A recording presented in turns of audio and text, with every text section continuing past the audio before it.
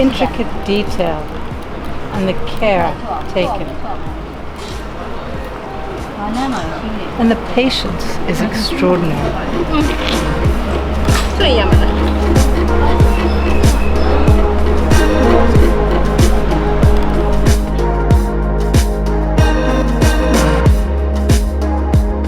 We're in a lacquer factory where they make every kind of shape and size one can imagine.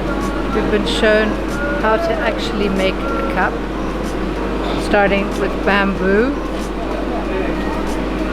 To finalize the item, it takes 14 days of re-lacquering, re-drying, and doing it all by hand, sandpapering. And we were shown the difference between some products that you buy in the market and the real thing, which is here. This company is owned by a family, so each person that works here is a member of the same family.